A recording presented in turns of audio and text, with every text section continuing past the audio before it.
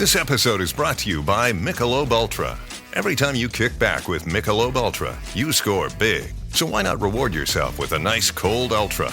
As the official beer sponsor of the NBA, enjoy Michelob Ultra at your local Buffalo Wild Wings while rooting for your favorite team during the NBA playoffs. Or pick up Michelob Ultra at your local 7-Eleven store today. Enjoy responsibly. Copyright 2024 Anheuser-Busch Michelob Ultra Light Beer, St. Louis, Missouri. All coaches aspire to be champions, and this time of year is when you set that vision for your team. By now, listeners of this podcast know about signature championship rings and have met some of the signature champion coaches who partner with them to celebrate their achievements. Reputable, affordable, first-class customer service are just some of the ways we keep hearing coaches describe signature championship rings. So as you're ramping up this summer for the upcoming season, create a championship vision for your team now using the design tool at sigaturechampions.com/podcast. Give your team a visual to motivate their pursuit of a championship in 2024. And when your team has a championship moment to celebrate, we highly recommend consulting with Signature Championship Rings. We're going inside them. We're going outside them. Inside them, outside them. Fight, fight, fight, fight, fight. What do you say, man? Thing to do isn't to punch them, isn't to talk to them. There's only one way you get respect, and that's by looking somebody in the eye for 60 minutes. It was a great game for college football. And Notre Dame is going to go for 2 points. They're going to try to win it. Steenberge is going back to throw. He throws the end zone. It's caught by Sweeney. Notre Dame has taken the lead over Purdue.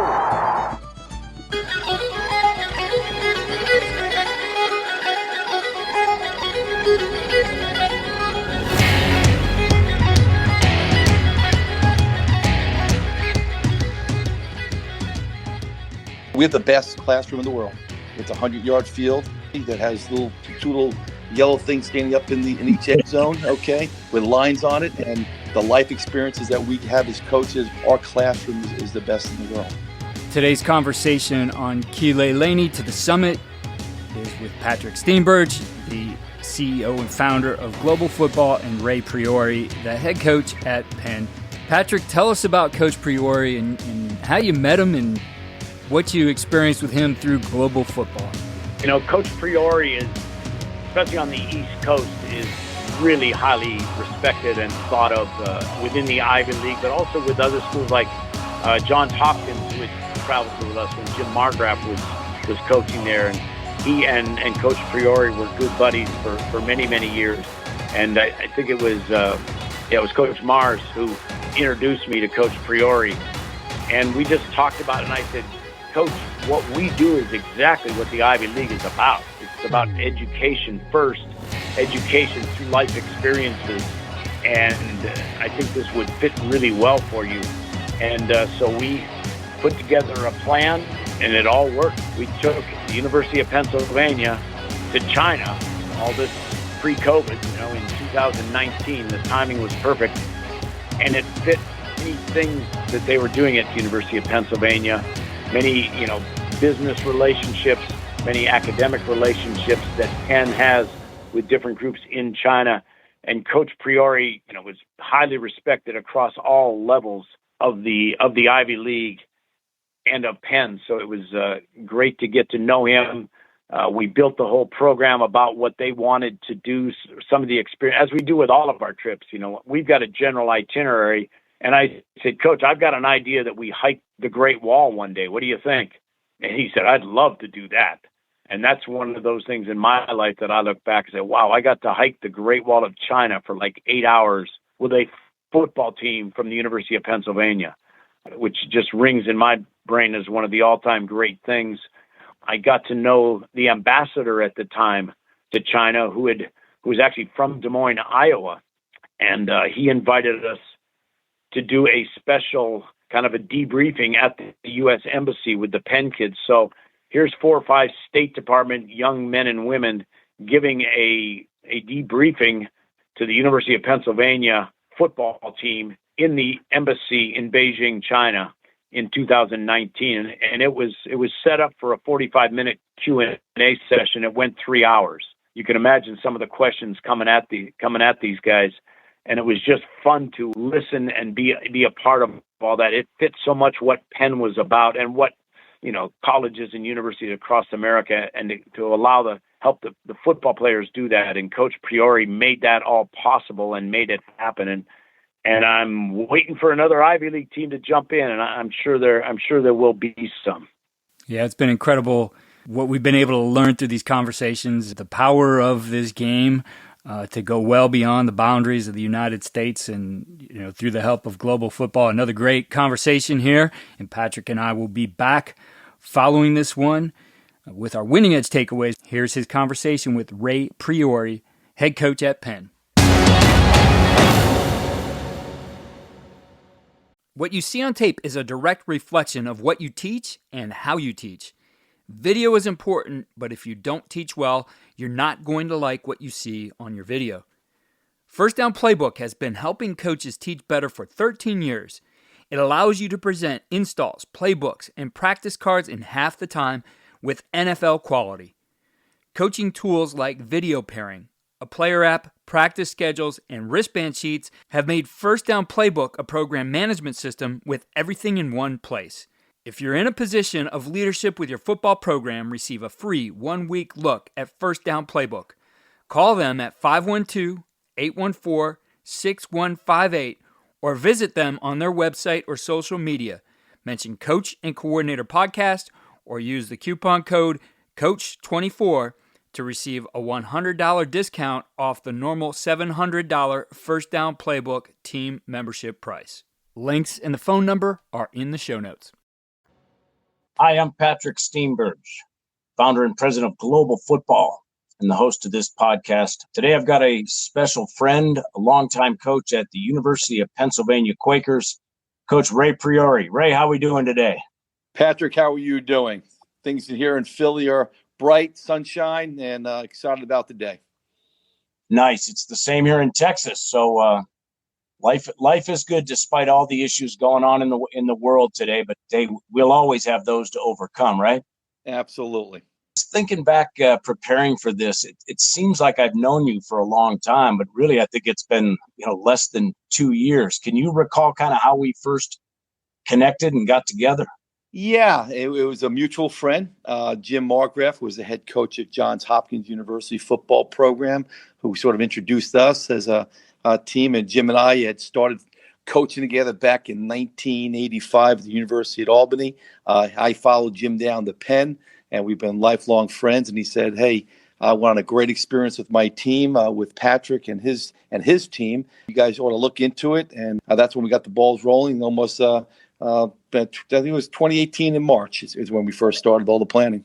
And that all led to our epic journey of China and the Great Wall and playing a football game and doing clinics with kids and going to acrobatic shows and everything that we could find.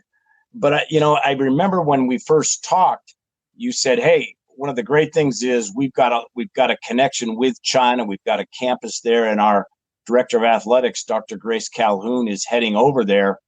And she went over and found some support, from alumni and things to really make it work. So it was a team effort right from the beginning, right? Absolutely. Once you approached me, I went down to our athletic director and told about the opportunity. And literally about maybe 30 seconds, she said, "Sounds awesome. I'll get back to you. Let's get the wheels in motion."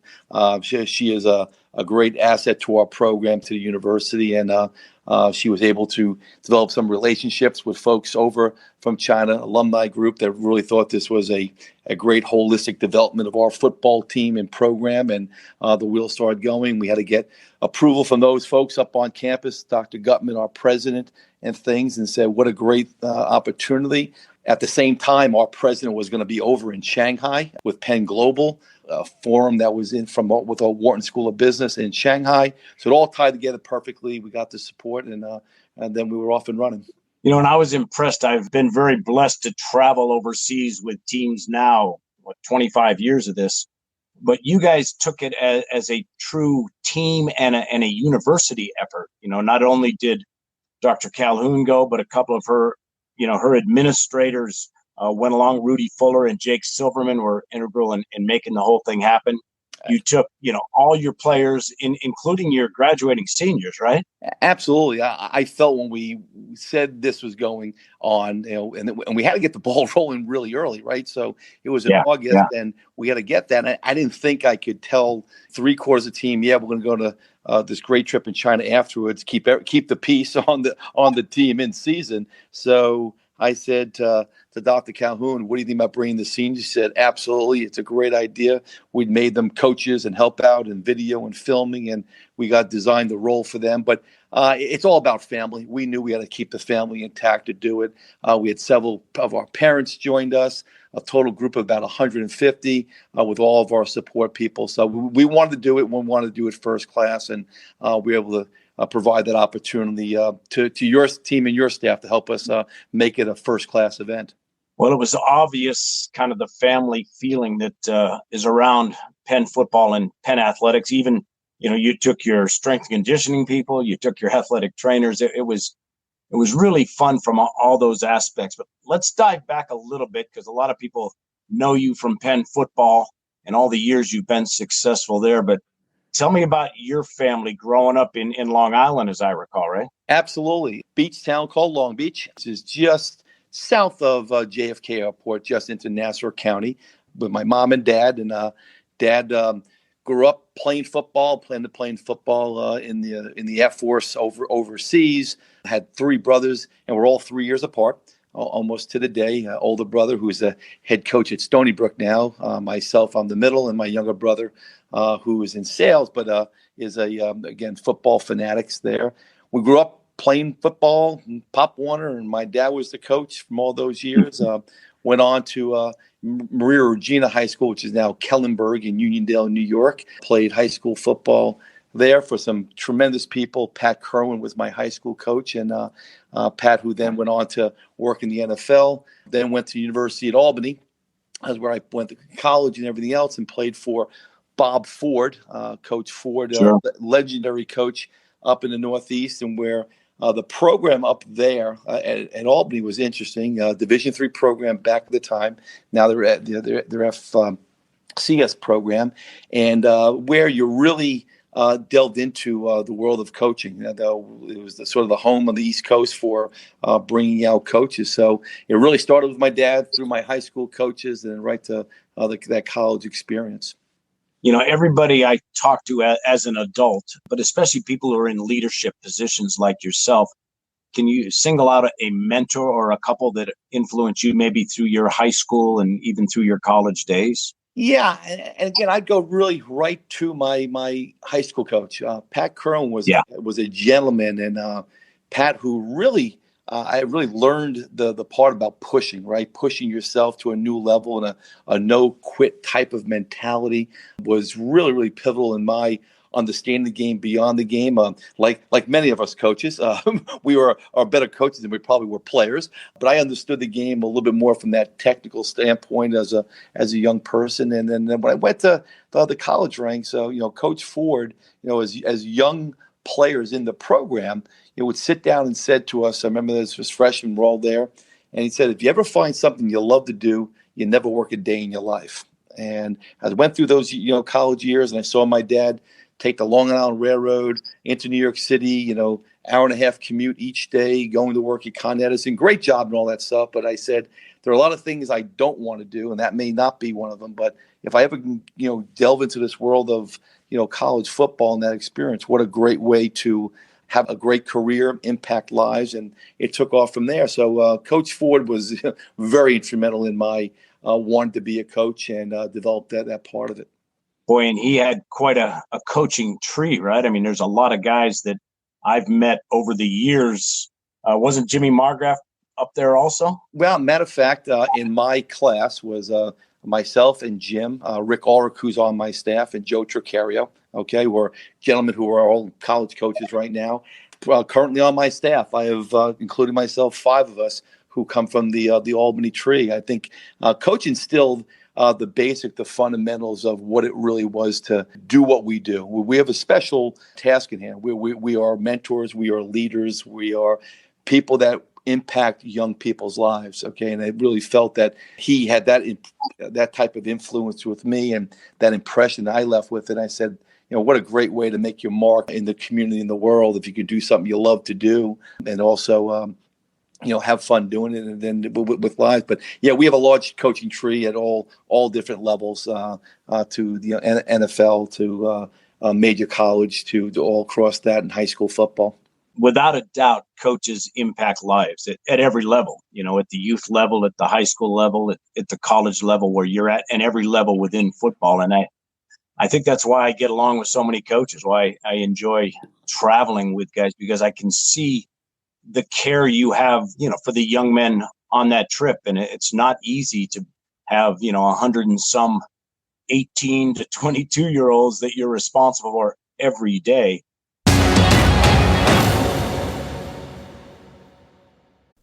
As coaches, we know that some of the biggest hurdles to our team's success can come from off the field. Your team needs support to tackle the endless list of expenses, uniforms, training equipment, travel, and more. But raising that money can feel like a full-time job. Thankfully, there's Vertical Raise. Vertical Raise is the premier online fundraising platform using innovative technology to create the easiest and most efficient system available. Raise more money in less time with a local fundraising coach who works with your team every step of the way to customize the ideal fundraiser. With options for online donations, digital discount cards, premium product sales, and even spirit shops, Vertical Raise has top-of-the-line solutions for every fundraising style. To find out more, visit verticalraise.com and we'll get you connected with an exclusive offer on your first fundraiser. I've always been interested in the use of technology to make our jobs more effective, so I'm excited to continue sharing modern football technology with you here on the podcast. This innovative system leverages tendencies to improve self-scouting, game planning, and in-game decision-making at the speed of the game. Modern football stands out because it's a battle-tested platform used by teams at all levels, like four-time national champion Bishop Gorman, the five-time California state champion Folsom Bulldogs, six-time Texas state champion Lake Travis, Cal football, and the CFL's Grey Cup champions, the Montreal Alouettes. So book a demo today to see why these teams trust modern football technology. Visit www.teammofo.com/demo and mention Coach and Coordinator Podcast or use the coupon code CC10 to receive 10% off your first year. Tell me a little bit about maybe some adversity that you can look back, because everybody's got adversities. Every football game has it. Every coach talks about it. But is there a lifetime experience you can think back of that you go, boy, I overcame that?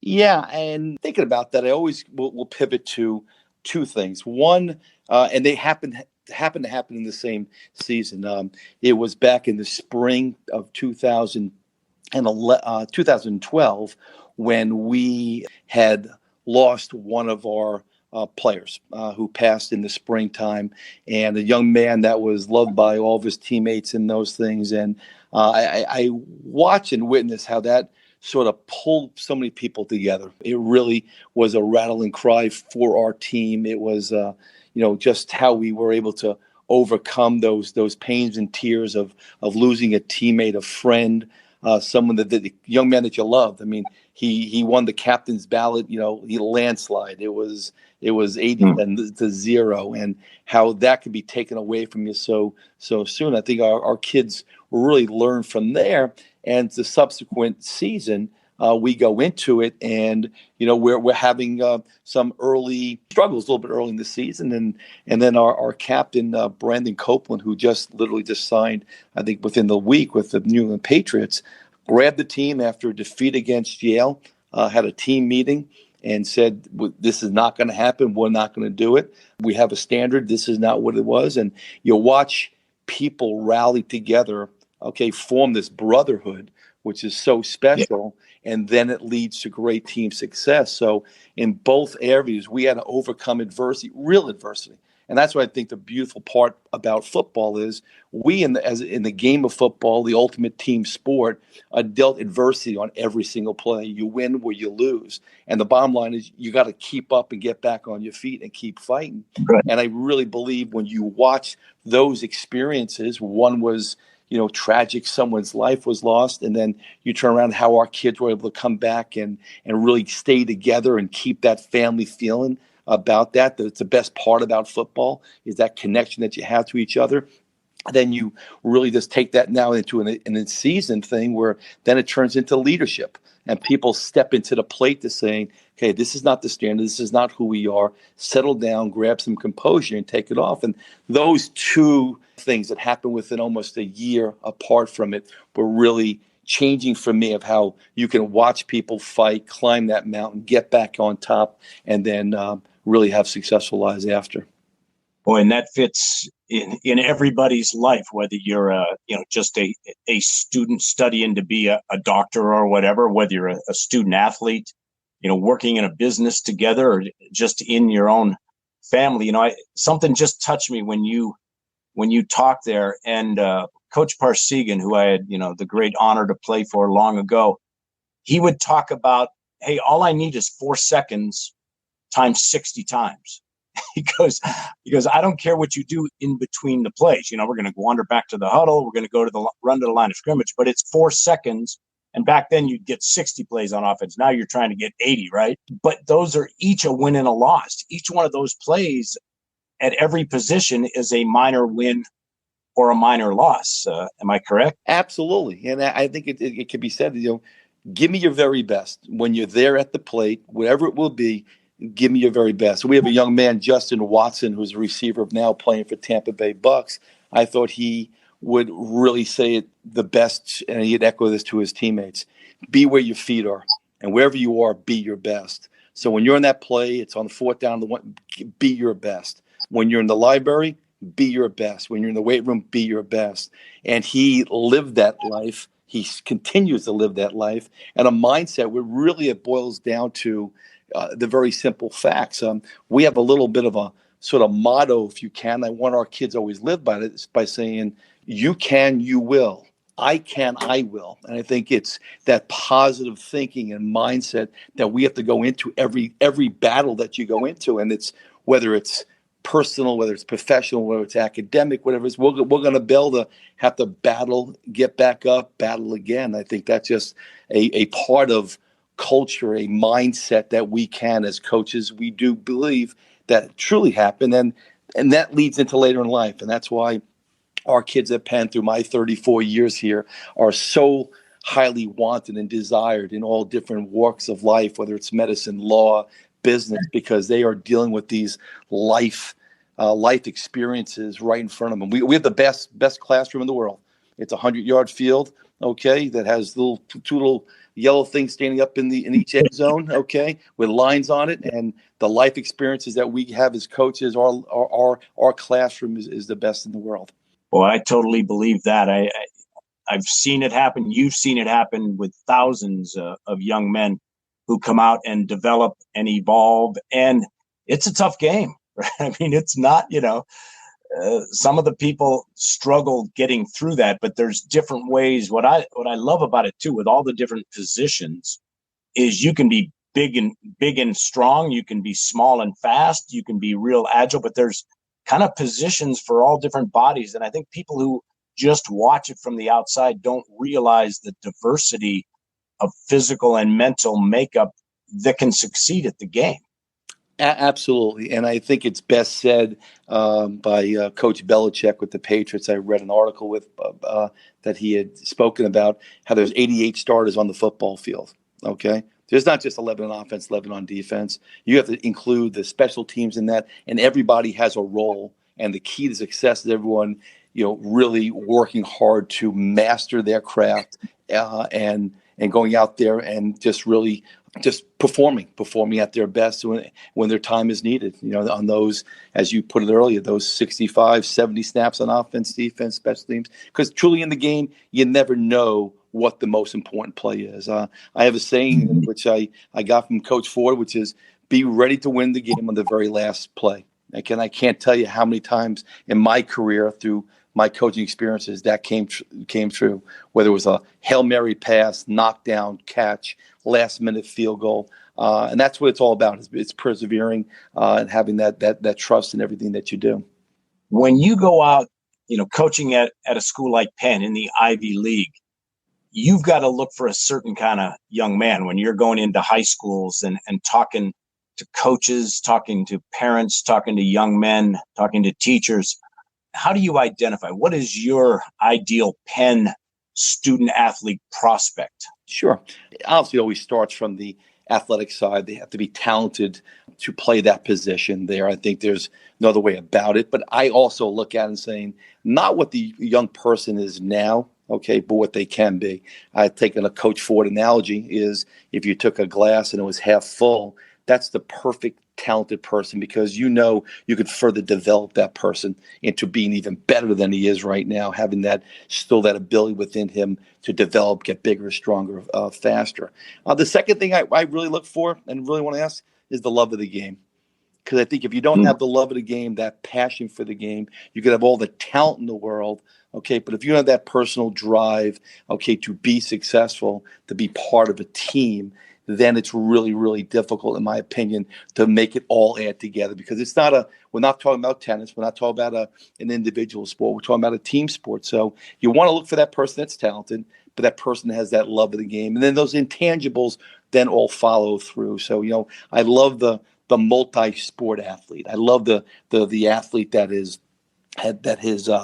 are captains and leaders on those multiple sport teams. They're achieving a lot of different things. The fact that we've made sport right now, football or soccer or baseball all year round, I think there's something to be catching a fly ball in center field. Okay, what you have to do is sitting at the plate and hitting a baseball, or lacrosse stick in your hand. I think those attributes of what we look for, that grit, if you wish, that resiliency. I like to see and ask people what have they failed in, okay, and then how did you respond to that failure? So there's a lot of things that go into it, but more important, the thing is as much as talent, as they said, is that thing in the left part of your chest, the heart, the love, and the desire, to play the game. Yeah, and obviously Penn University turns out a lot of great young men and women, who become leaders in our country and around the world, and a lot of them come from that football field. It was fun when we were in China. I remember that beautiful luncheon we had at the Beijing racing. I forget the name of the place. The Jockey Club. Yeah, the Jockey Club. Jockey. One of the best lunches ever, wasn't it? Absolutely.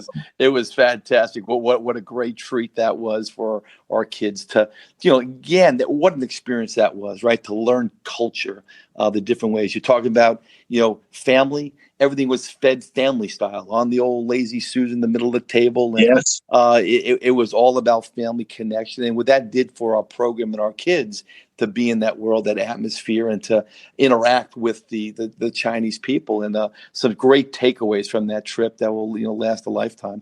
At that luncheon, afterwards we had a little time just to mill about and talk and meet some of the local people.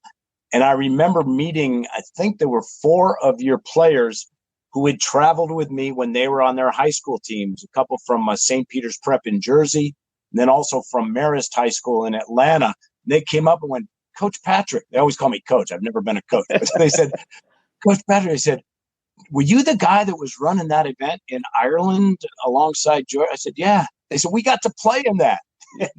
And Ray, that just lit me up to know that, those kids had gotten to travel twice now to different places. No, and again, the program that you provide for the universities and the kids, right? It's for the kids and the kids' ability to develop and see a part of the world, which we'll never go back and see, was just really so heartfelt to our kids, to work, as you said earlier, with the Special Olympic kids, our seniors, and just watching those kids, teach them how to spike a ball. You have fun, right? Kids always love the part of the game. They all had their NFL jerseys on and the JJ Watt jerseys, and fond memories of that little young girl. Her name was. They all had their first names, English first names, at the back of their jerseys. Her name was Sophie, and she was the most talented out of the whole group of little ones there that were there. She could run, she could catch. We did the agility drills, and it was great to see that. Really, the fond memories of that trip. That people are people. It doesn't matter where you live. People are people, and they enjoy and had the smiles on their face, and the interactions we had with those folks was pretty special. I had gotten to travel, with your whole team for a while, and met and talked to different coaches, different players. But that day on game day, and you were gracious, I came up to you and said, Coach, can we do a clinic for kids before the game? And you're like, what do you mean before the game? I said, well, before we go get dressed in our uniform, but on the field, because that's when we can get kids there and they want to see the game. And you went, yeah, sure. Why not? We want to play a great football game against the best team China can put together. But yeah, and you embrace that idea.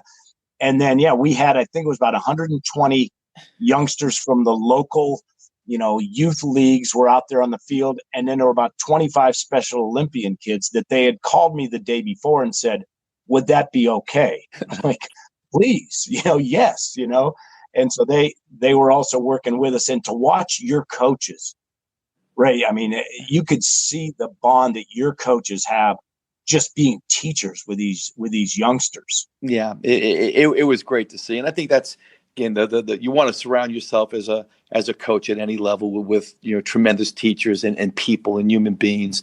And they all loved it. They would love the experience. And I would just say, I wish we had 2 or 3 more days of that, because I think that was really, our kids had that hands-on, experience with those people, teaching a game that we all love to be a part of. And there's so much to be learned through sport and how it really brings people together.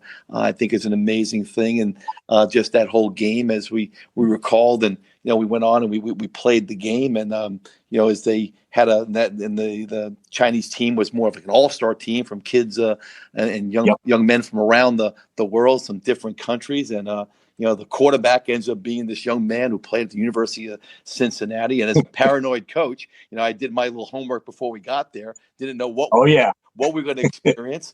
And come to be it, as we were, I think it might have been a timeout, he yells over, "Hey, I live on 41st and Walnut," which happens to be right smack on Penn's campus. I've been to Abner's, which is a great Philly cheesesteak place that all of our kids always frequent. And after the game, you would have thought he was a member of our team. And I just remember the post game, in the game experiences with that. It was a tremendous experience all the way around. Give me a couple memories, or one memory, of hiking the Great Wall, because to me that just, I've done a lot of things in my life and I'm going to keep doing them. And I know you have, but give me your sense of what the Great Wall, how that impacted you personally. Yeah. I mean, that was an experience that I will never, ever forget. To all folks, the Great Wall is truly great. To think that it's 15,000 miles long, up and back across the United States 4 or 5 times. When we went on this hike, we again didn't really think what this hike was going to be. I remember they had the 10 or so guides, some men and women, perhaps in their 40s and 50s, some locals, if you wish, that were taking us through this drive. And we went up the first hill. And I'm like, okay, so where's the rest stop and where are the buses? And it was, let's keep going. It was one of the most terrific experiences of my life. And we went through, and you had to persevere, because this wasn't walking on the boardwalk in Ocean City, New Jersey, or the pier in Huntington Beach, California. It was a very adventurous hike. The side of the wall, on top of the wall hasn't really been taken care of in a lot of years. No. So that experience, but you could see the countryside, the people. At one point, I think we were probably stretching out 1 or 2 miles long from the front to the back.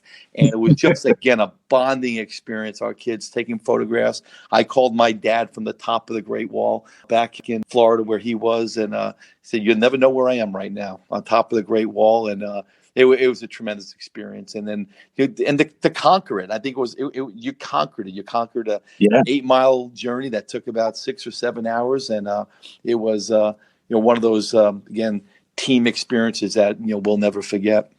Well, I remember as we were planning the trip and we were talking about the itinerary and everything.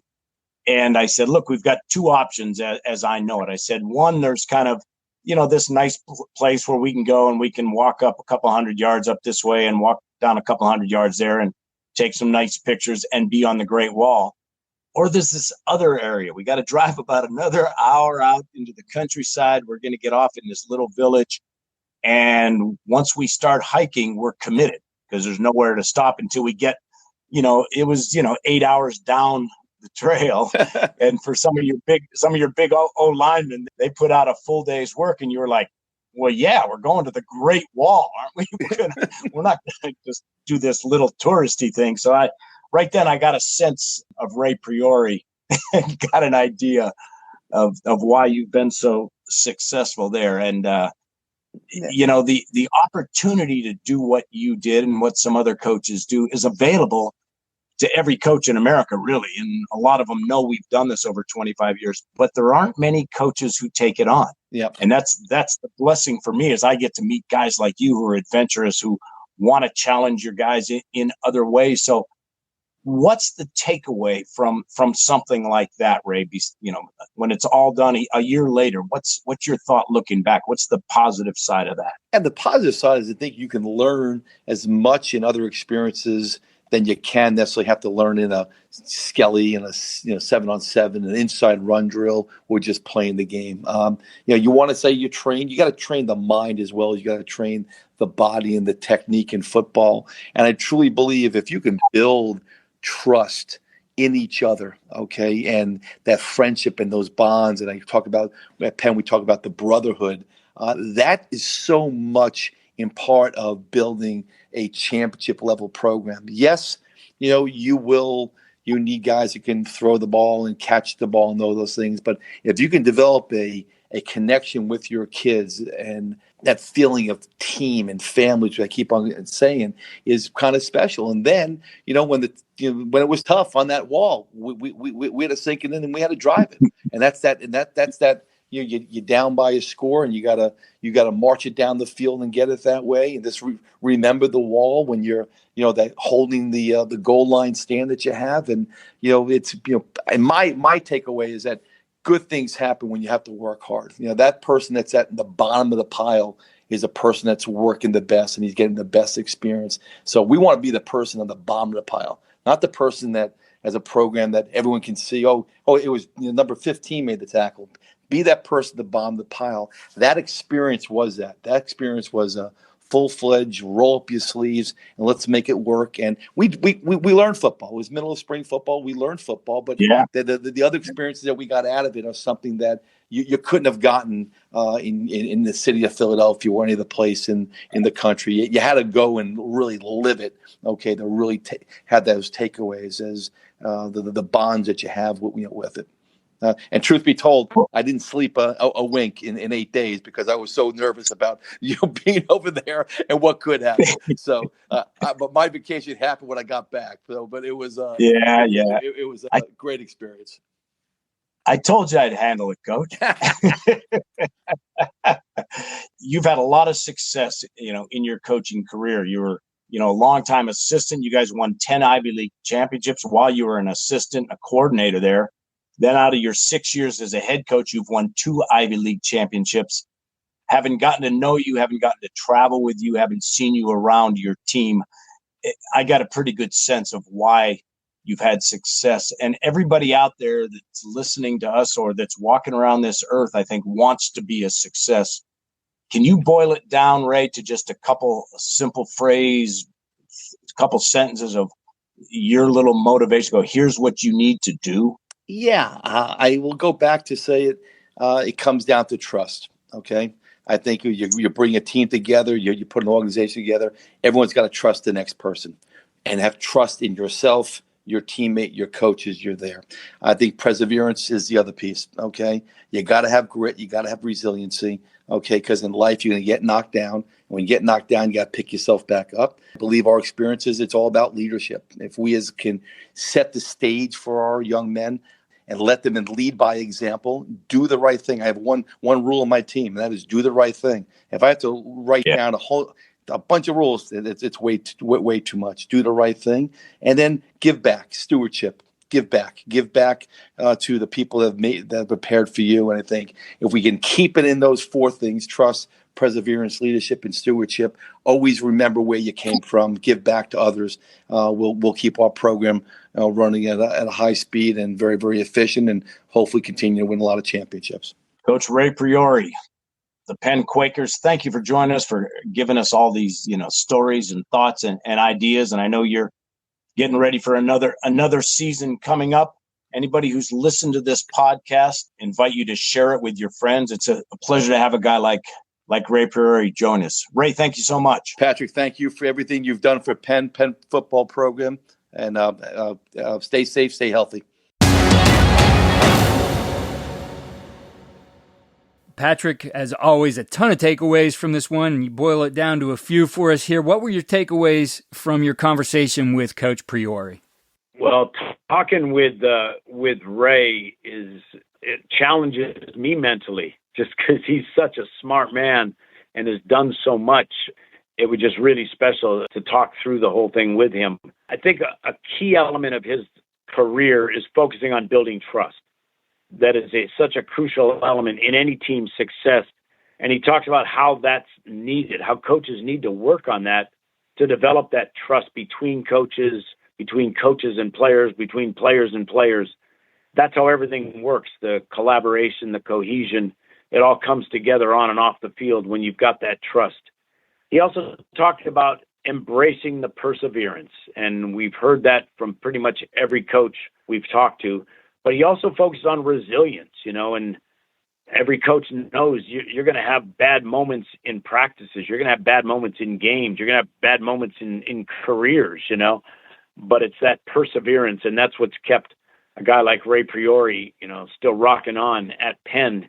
He's had some years which have been tough, and they can't just go get any athlete they want, but he's been able to do that and be successful there, and with the mindset of perseverance. And then prioritizes leadership, but also stewardship, which is a great term. It's essential in guiding a team. It's how to empower players to take on their roles. And then the importance of the stewardship, it encourages players to give back to their communities, to support their teammates, to uphold values that go beyond the game. You're only going to play the game for a few years, no matter how long your career is. But those are all key elements of how he coaches and how he believes every coach can improve their career and that of their student athletes. Patrick, as always, want to thank you for bringing these conversations to us on Coach and Coordinator, and we look forward to more of these in the weeks to come. Be sure to check out our partner Global Football at globalfootball.com. And for your fundraising needs, check out Vertical Raise at verticalraise.com, an innovative platform which we'll be sharing more about here on the podcast. Follow all we're doing at coachandcoordinator.com and follow us on X at Coach K. Grabowski.